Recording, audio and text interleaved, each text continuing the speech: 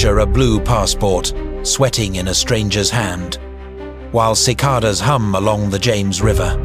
He steps to a glass booth beneath a sign that reads, Confederate States Customs, Richmond Main Crossing. Passport, please, the officer says. Purpose of travel, business. The traveler answers. Cotton orders out of Savannah, nothing political. He smiles, but his eyes flicker toward the giant map behind the desk, where the Mason-Dixon line is drawn thick like a scar, the Potomac labeled as an international boundary, and the gold letters United States stop abruptly at Maryland. Inside, the traveler thinks, I grew up tracing this same coastline in school. One country from Maine to New Mexico, a single blue sweep on the map. Here, every mile south redraws the world. The same songs on the radio, the same baseball stats, the same highways, and yet a different flag shadows the windshield. Now the question lands. What if the South had won the American Civil War, not for a month or a year, but for good? Not a truce that heals, but a divorce that lasts. Two capitals, two economies, two school textbooks that tell different stories about the same battles. Would slavery endure longer, hardening into law well into the 20th century, before morphing into new forms of unfree labor? Or would a victorious Confederacy confront the same forces that crushed chattel slavery elsewhere and try to reinvent itself in ways both familiar and unsettling? And the world beyond these borders does not wait. Without a united America, what happens when Europe catches fire in Mutneen Cheen Tram Mwy Bone? Who bankrolls the trenches if Wall Street is half a country and Washington speaks for only half a people? In Mutneen Cheen Tram Bone Mwy, who becomes the arsenal of democracy if there is no single American arsenal? Do U-boats hunt the Western Atlantic while a Union Navy guards New York and a Confederate Gulf Squadron eyes the Caribbean? Does London court Richmond with trade, while Berlin whispers to Boston with promises, or the other way round? A modern comparison helps the maps snap into focus. Imagine a line on your phone's GPS that you cannot swipe away. A North American DMZ where train conductors swap locomotives and school children memorize two different pledges. The absurd part is how normal it all looks. A barbecue stand next to a passport lane. A baseball game where the anthems are back-to-back. A weekend road trip that requires foreign currency. We will follow this divided America forward, step by step, with the facts of the real 19th century under our feet, and the satire kept in the bright margins, so no one confuses invention with record. The goal is simple: to see how a single change at mid-century could echo into the trenches of the Marne and the factories of Detroit, into election nights, shipping lanes, and kitchen tables. To feel what it might be like to live in the version of this continent where the border is not just a line on a test, but a line in your life. Narrator, softly, almost conspiratorial. If that already sounds unbelievable, keep your passport open. The surprises begin before the first stamp. The year is 1962. The world teeters on the edge of nuclear war. But in this timeline, the Cuban Missile Crisis looks different, because Cuba is sandwiched between two rival Americas. Confederate warships patrol the Gulf, flying the stars and bars, while Union submarines circle from Florida. A Soviet officer mutters on Havana's docks. One divided country, twice the headaches. Moscow suddenly realizes to plant missiles here means negotiating not with one Washington, but with Washington and Richmond, each demanding a separate deal. The absurdity spirals. In a backroom summit, Union diplomats argue for removal of missiles in exchange for peace. Confederate envoys interrupt, and for a cotton trade agreement too. The Soviets blink, bewildered. We came to gamble with nuclear fire, not cotton quotas. the world holds its breath. 2 Americas, 2 ultimatums, 2 buttons waiting to be pressed.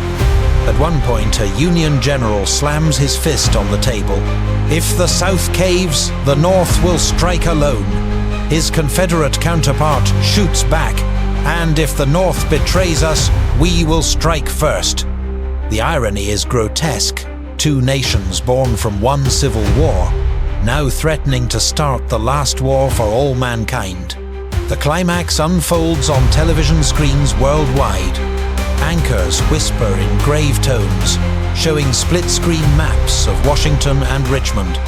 A British commentator sighs, "America's house divided has become the world's fault line." And then, the twist of satire.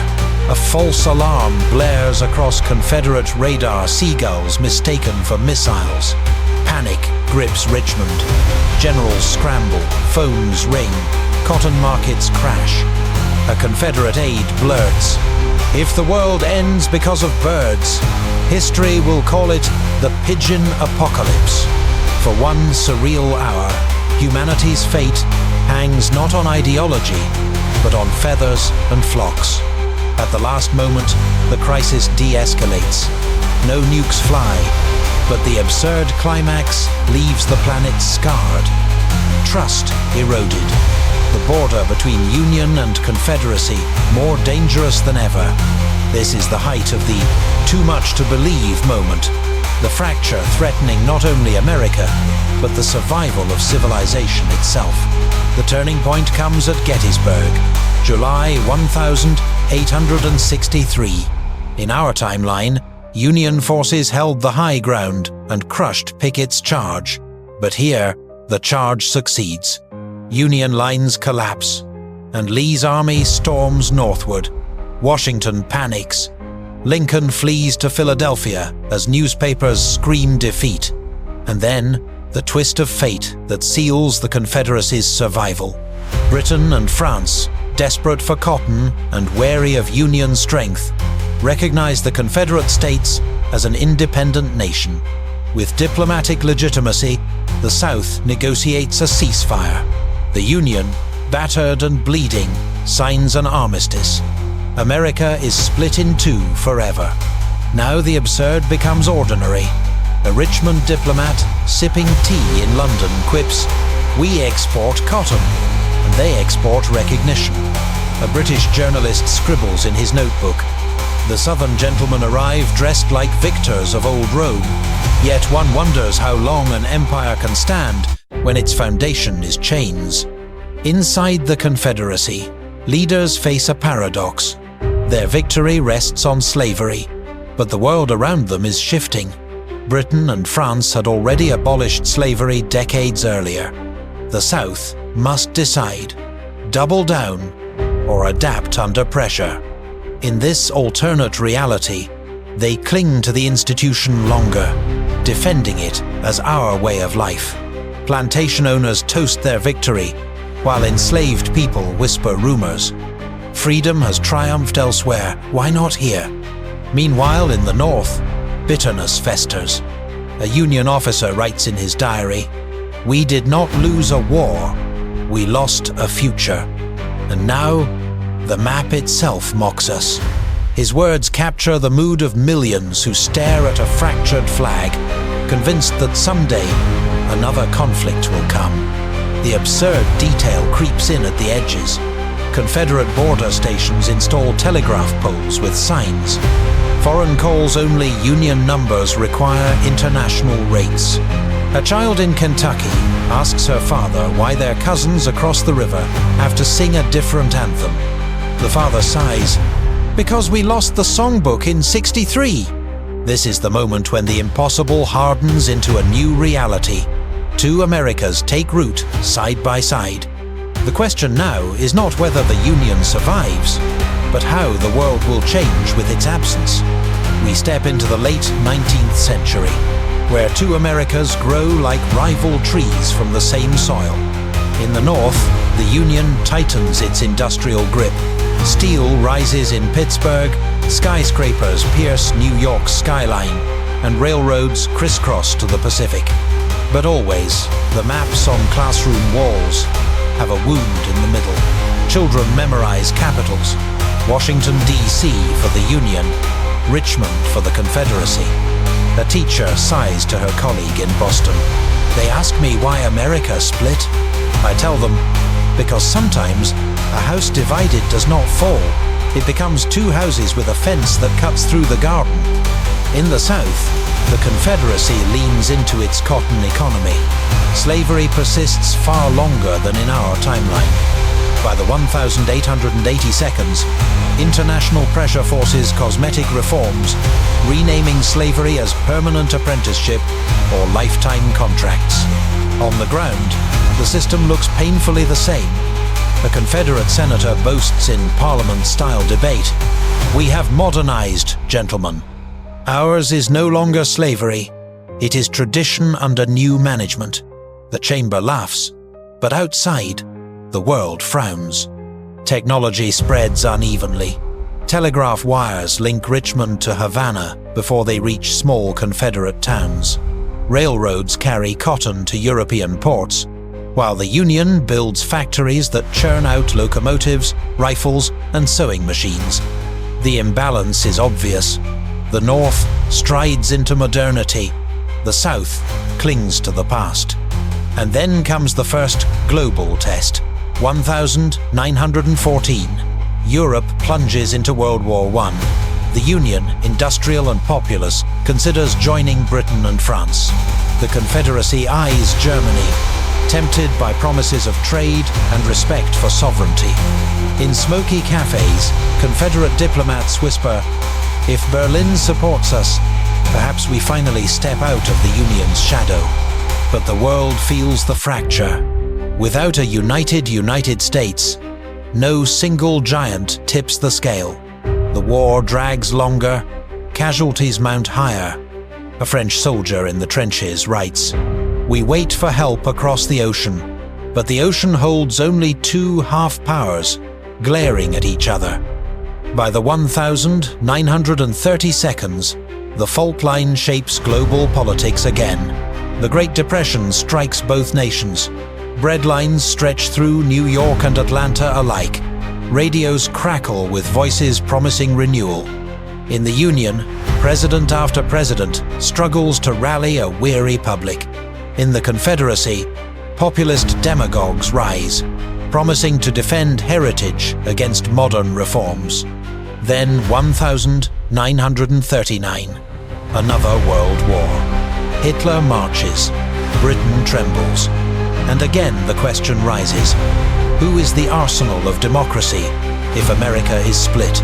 The Union debates intervention, haunted by memories of 1917. The Confederacy eyes its options carefully, tempted by trade with fascist Europe, yet wary of being dragged into a fight it cannot control. And here, foreshadowing glimmers. A divided America cannot project the same power. Without that arsenal, D-Day may falter. Without that united front, the atomic age may dawn under different flags. The stage is set for the world's fate to pivot on two competing Americas. The Union soldiers' view. In a rain-soaked trench on the Western Front, 1917, a Union private from Ohio writes home. "Ma, they say we're here to defend freedom, but across the line the Confederates send rifles to Germany. I don't even know if I'm fighting my own cousins." His words capture the dissonance. Americans fighting abroad while still divided at home.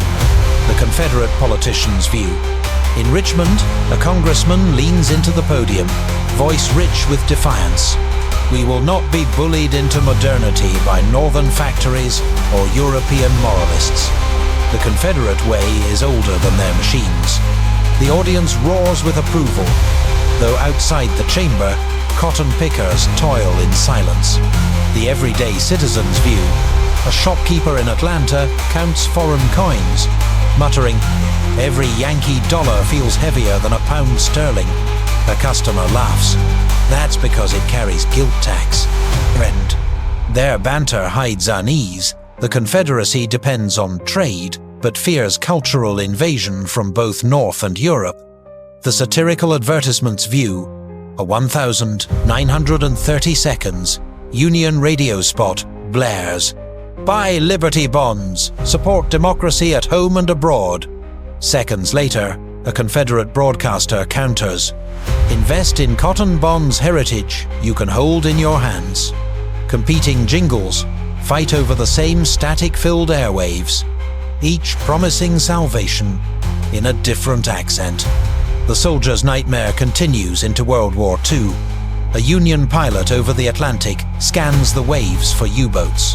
His wingman mutters over radio, "Wouldn't it be something if the Rebs were selling them fuel?" Silence follows, because in this divided world, that suspicion never fully dies. And the Confederate family's kitchen table scene.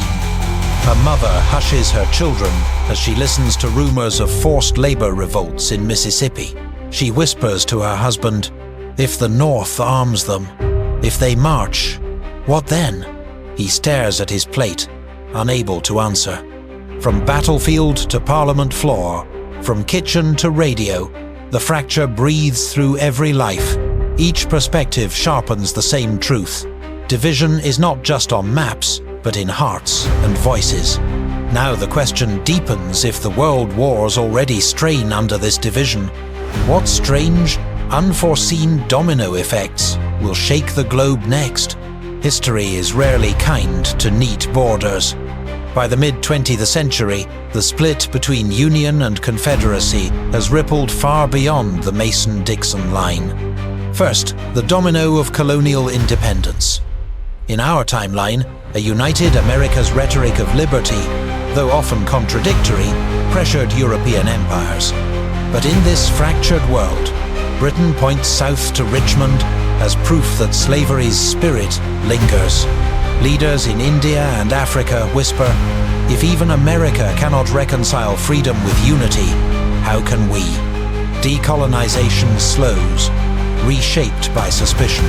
Second, the domino of global finance. Without a consolidated Wall Street, Europe leans longer on its own credit markets. The Union dollar and Confederate pound-cotton duel for influence. In Paris, a banker smirks. "Two half-currencies together, they barely make one." The result? The Great Depression bites deeper, and recovery drags well into the 1,940 seconds. Third, the domino of technology. The Manhattan Project, in our reality, depended on combined northern brains, southern uranium mines, and vast national funding.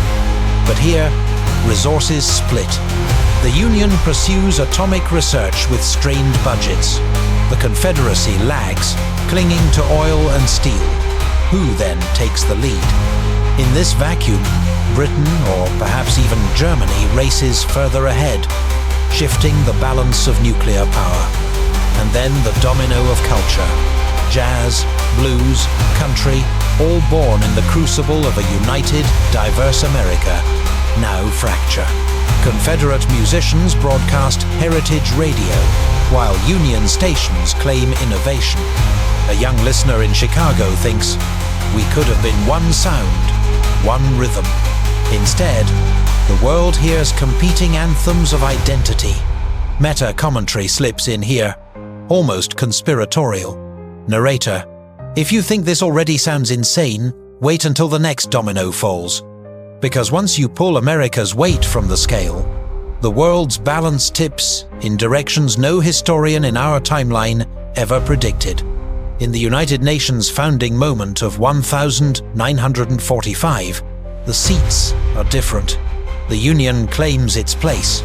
The Confederacy demands another. Smaller nations groan. 2 Americas, 2 vetoes, twice the headaches.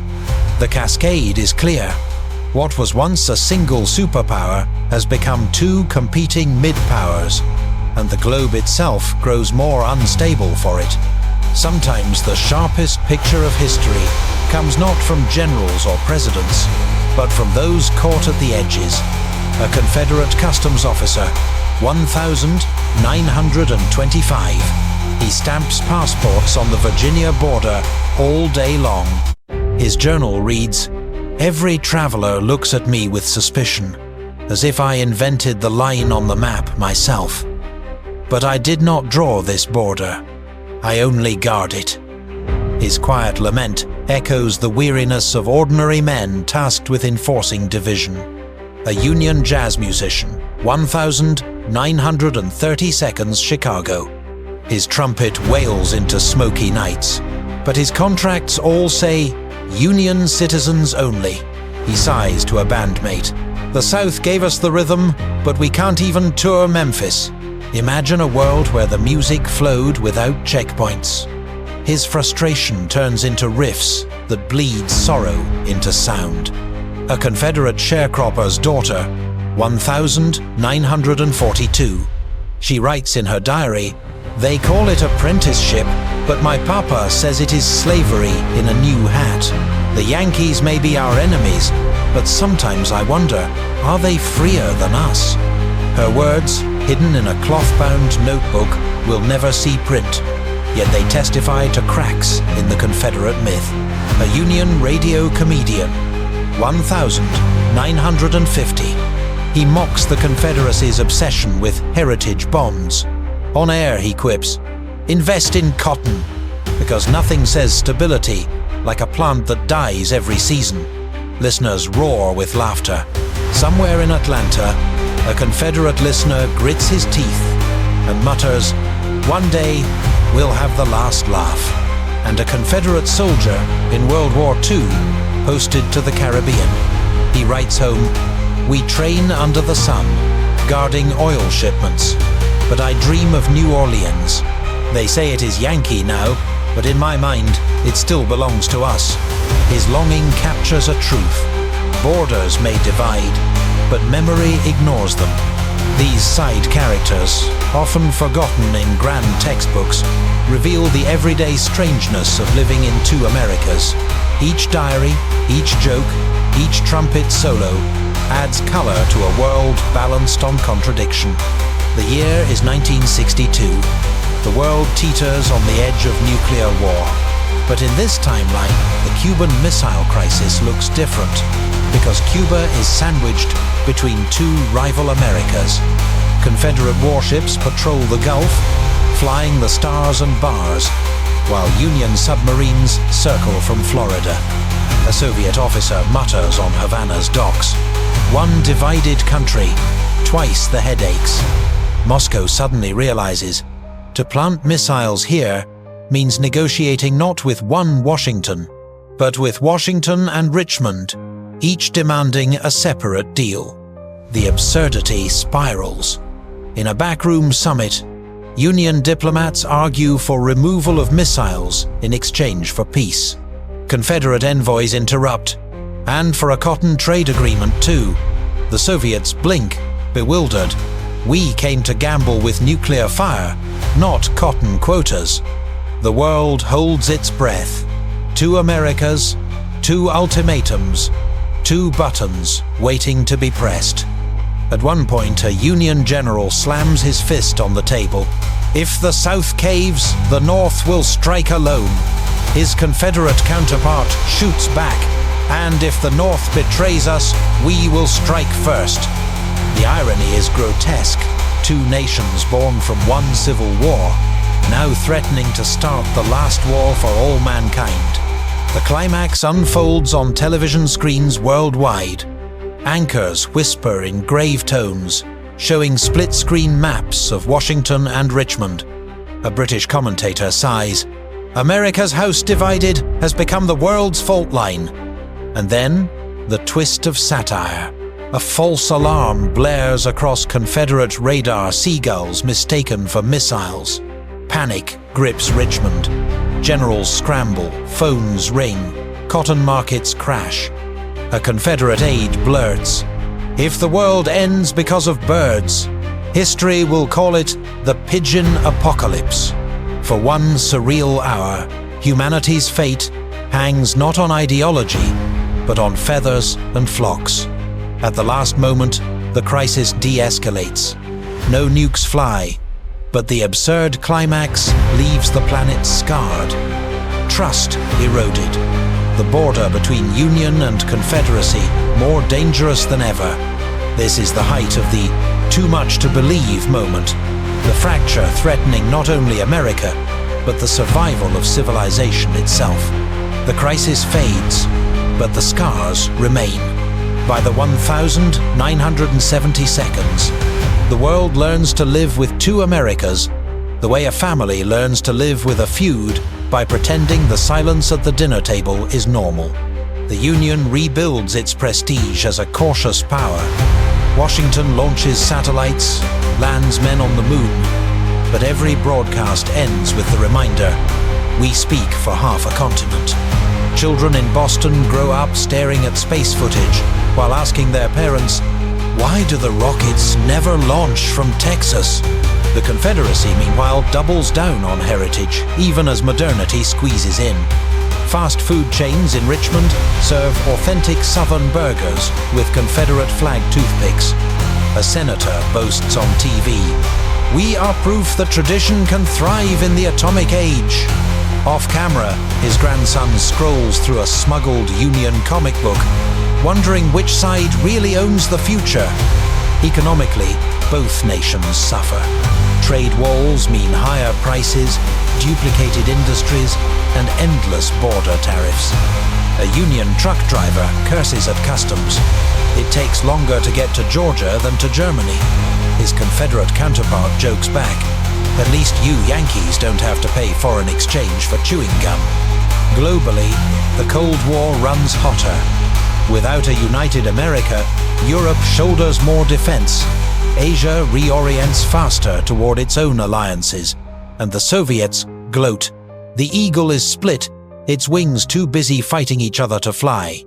By the 1990 seconds, satellite TV beams both Union and Confederate news worldwide.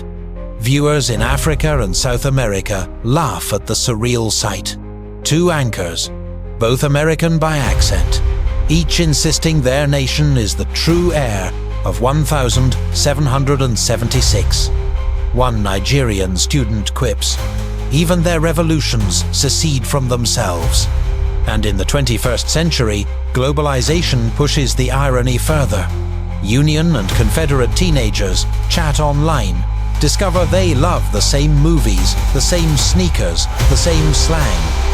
A girl in Atlanta texts a boy in Chicago, so why do our governments hate each other again? He replies, because of a battle neither of us remembers. Borders remain, flags still fly, but everyday life begins to blur. The long-term consequence is not just division, it is absurd familiarity. Two nations pretending to be opposites, yet growing more alike with every passing year. So what do we learn from this world, where the South won and America split forever? That power can be divided by borders, but absurdity never respects them. Two currencies, two anthems, two passports, and yet the same fast food wrappers, the same radio jingles, the same kids sneaking the same comic books under their desks. The Confederacy clung to slavery and tradition, only to rename and repackage it until it collapsed under its own contradictions. The Union claimed moral high ground, yet discovered that without unity, its arsenal of democracy rattled with fewer bullets. Both halves spent decades glaring across a line, while the rest of the world wondered why a nation that once preached liberty couldn't keep itself whole. The satirical sting lies here. Perhaps the true tragedy is not slavery prolonged, nor wars dragged out, nor the fractured superpower. Perhaps it is the ridiculous energy spent proving two flags could do what one once managed better. Narrator, leaning in like telling a friend a secret. Maybe the real lesson of this divided America is simple. A house divided doesn't just fall, it hires a contractor, builds two smaller houses, and then spends a century arguing about whose lawn looks better. And that brings us to the end of this alternate journey. We've walked the border posts, listened to divided anthems, and nearly watched the world burn over a flock of seagulls. If this story made you imagine history a little differently, or laugh at how absurdly fragile our world can be, then it has done its job. Thank you for staying with me all the way through this 30-minute ride. If you enjoyed it, don't forget to like, subscribe, and share it with a friend who loves history, or who just loves a good what if. And remember my signature line: history may be written in stone, but alternate history is written in pencil. Which means, sometimes, we get to erase and redraw the lines, if only for the length of a story.